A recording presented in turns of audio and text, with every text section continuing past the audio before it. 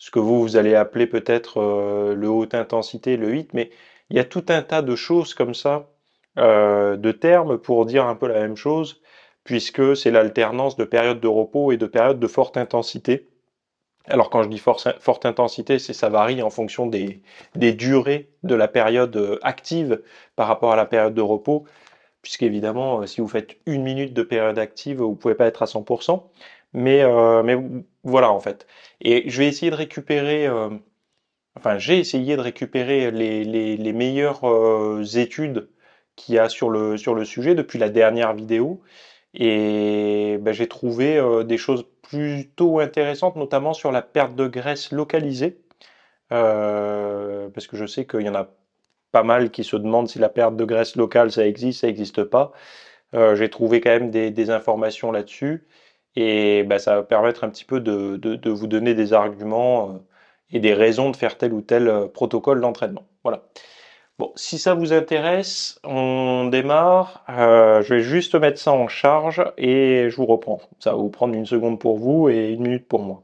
Nous revoilà, donc on va parler de l'entraînement par intervalle et la perte de graisse, de qu'est-ce que l'entraînement par intervalle, de l'efficacité de l'entraînement en intervalle pour la perte de graisse en comparaison à des entraînements, vous savez, de type cardio standard, intensité modérée mais sur du plus longue période.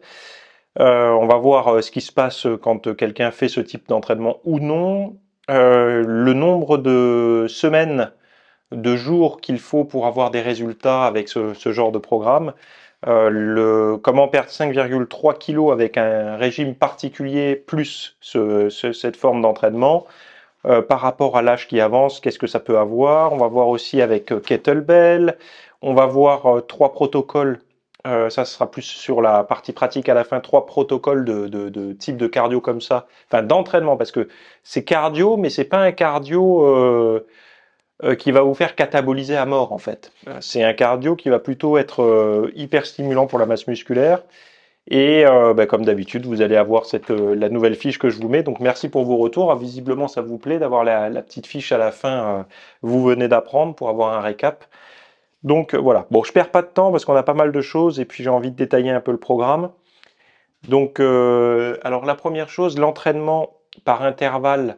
Merci d'avoir suivi ce rapide extrait. Donc, dans la version longue, vous allez avoir 3 programmes différents parce qu'on n'est pas tous pareils. On a parfois envie de tel ou tel type d'entraînement. Donc, ce sont des programmes.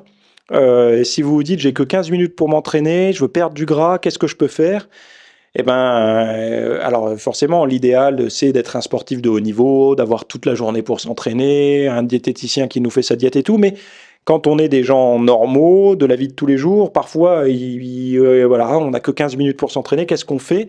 Quand on veut maximiser sa perte de graisse, ben voilà, je vous les donne, ces 3 programmes. Ils sont dans le lien que vous avez juste dessous, avec la vidéo en version longue, le PDF, vous avez tout. Voilà. Donc on se retrouve de l'autre côté. À tout de suite.